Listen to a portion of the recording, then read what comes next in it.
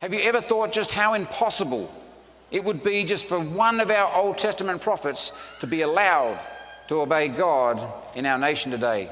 Consider the scenario of Noah in the year 2007 trying to achieve the rescue of America from pending flood. If Noah lived in America today, could you imagine the Lord speaking to Noah and saying, "In 1 year, I'm going to make it rain and cover the whole earth with water until all flesh is destroyed. But I want you to save the righteous people and every kind of living thing on the earth. Therefore, I'm commanding you to build an ark." And in a flash of lightning, God delivers the specifications for an ark. And in fear and trembling, Noah takes the plans and agrees to build the ark. "Remember," said the Lord, "you must complete the ark and bring everything on board within 1 year." Exactly 1 year later, fierce storm clouds cover the earth and all the seas of the earth erupt into a tumult. And the Lord looks down and sees Noah sitting in his front yard weeping. "Noah," he shouts, "where is the ark?" "Lord, please forgive me," cries Noah. "I did my best, but there were some big problems. First, I had to get a permit for construction and your plans did not comply with the codes. I had to hire an engineering firm and redraw the plans. And then I got into a fight with Occupational Health and Safety Commission over whether or not the ark needed fire sprinkling system and flotation devices. And then my neighbour objected, claiming that I was violating zoning ordinances by building the ark in my front yard. And so I had to lodge a rezoning application with Atlanta City Council, and it's now with the Land and Environment Court. I had big problems getting enough wood for the ark because there was a ban on cutting trees to protect the woodpecker. And I finally convinced the Department of Conservation and Land Management that the reason I needed the wood was to save the woodpecker. However, National Parks and Wildlife won't let me catch any woodpeckers, and so no woodpeckers. The carpenters formed a union and went out on strike. And I had to negotiate a settlement with the Department of Industrial Relations before anyone would pick up a saw or a hammer, and I now have 16 carpers on the ark, but still no woodpeckers. When I started rounding up the animals, I got sued by the Humane Society.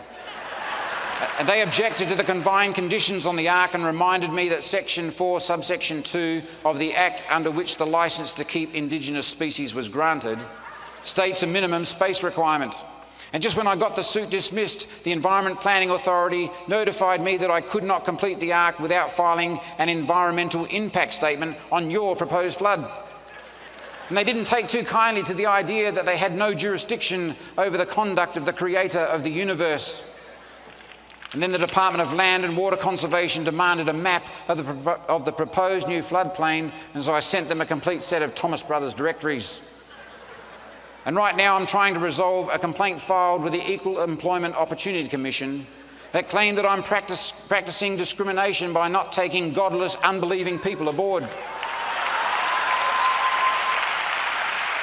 The IRS has seized my assets and my passport, claiming that I'm building the ark in preparation to flee the country to avoid paying taxes. And I'm also told I have to wait for registration of my social security number and tax ID number before proceeding any further.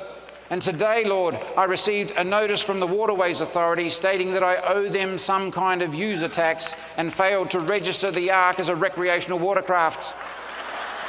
I also need a boat driver's licence, but they're still debating how to classify the craft. I'm getting continual visits from Greenpeace, the Humane Society, Workers' Compensation Insurance Authority, the Sheriff's Office, and numerous other government departments I didn't even know existed. Finally, the American Council for Civil Liberties convinced the courts to issue an injunction against further construction of the ark, saying that since God is flooding the earth, it is a religious event and therefore unconstitutional. Lord, I really don't think I can finish the ark for at least another 5 or 6 years. But then the skies began to clear. The sun began to shine and the seas began to calm, and a rainbow arched across the sky. And Noah looked up hopefully. "You mean you're not going to destroy the earth, Lord?" "No," said the Lord sadly. "I don't have to. Your government democratic bureaucracy already has."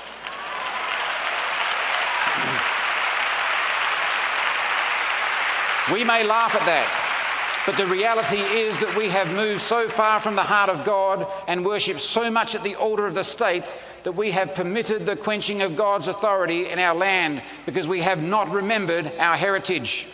If we forget what God has done for us yesterday, we will not call on him today, and our children will not know him tomorrow. And as the family goes, so goes the nation. So remember your heritage.